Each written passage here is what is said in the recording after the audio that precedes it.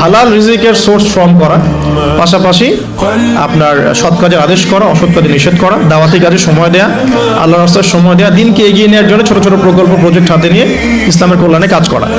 তো এই প্রত্যেকটা কাজ জড়িত হয়ে আছে এখন ফ্যামিলি ডেভেলপমেন্টের সাথে। আর পরিবার একটা চ্যালেঞ্জ, এবং আপনার পরবর্তী লেগেসি রেখে যেতে হবে, সন্তানও প্রতিপালন করতে হবে। তাহলে পরিবার এবং বিয়েটা একটা বড় ফ্যাক্ট। এখন যারা আমরা বিয়ে করি নাই বা করে ফেলেছি, তাদের এখানে একটা চ্যালেঞ্জ আছে, সেটা হলো আপনার পরিবারটাকে জান্নাতি পরিবার রূপে গড়তে হবে। এখন গড়তে হলে কি করতে হবে? ধরেন আমি ধরে নিচ্ছি আপনি বিয়ে করেন নাই। প্রথমত আপনার বিয়ের ক্ষেত্রে কোনো প্রকার ভুল করা যাবে না। বিয়ের ক্ষেত্রে আপনার কোনো রকমের ভুলের কোনো অবকাশ নাই।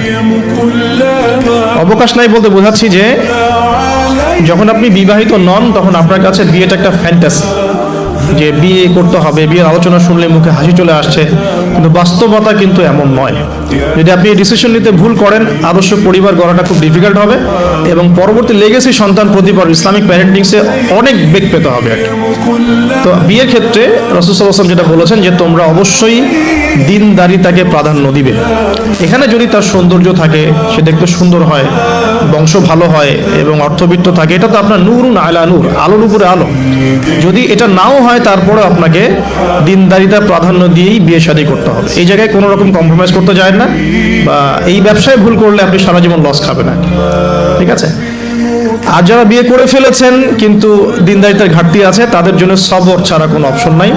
সবরের মধ্য দিয়ে ঠান্ডা মাথায় স্ত্রীকে বা স্বামীকে ওয়াজ নসিহত করতে করতে করতে, দোয়া করতে করতে, আল্লাহ যদি কোনোদিন হৃদয় বা কলবকে পরিবর্তন করে দেন, ইনশাল্লাহ আপনিও আপনার পরিবারটাকে আদর্শ পরিবার করতে পারবেন ইনশাল্লাহ। আর যদি দেখেন যে নূহ আলাইহিস সালামের মতো ঘটনা ঘটেছে, সুদীর্ঘকাল চেষ্টা করার পরে কোনো ফলাফল আসছে না, তাহলে আপনি আপনার কবরের ফিকির করেন, তারা তাদের কবরের ফিকির করে ব্যাস ছেড়ে দেন। ওই যে লাইসা মিন আহলিক, সে তোমার পরিবারের কেউ নয়। তাকে বলা হয়েছে? নূহ আলাইহিস সালামের ছেলেকে বলা হয়েছে। নূহ আলাইহিস সালাম বলছেন যে ছেলে, আমার ছেলে আল্লাহ, সে আমার পরিবারের, তাকে কি মাফ করা যায় কিনা? আল্লাহ পাক বলছেন লাইসা মিন আহলিক, সে তোমার পরিবারের কেউ না। তার নাম ছিল কেনান। এখন ধরে নিলাম যে আপনি বিয়ে করেন নাই, তাহলে আপনার সিদ্ধান্ত হবে এখান থেকে ইসলামিক প্যারেন্টিং করার জন্য আপনাকে দিনদারিতাকে প্রাধান্য দিয়েই স্বামী বা স্ত্রী চুজ করতে হবে। এরপর বাকিগুলো দেখবেন ইনশাআল্লাহ।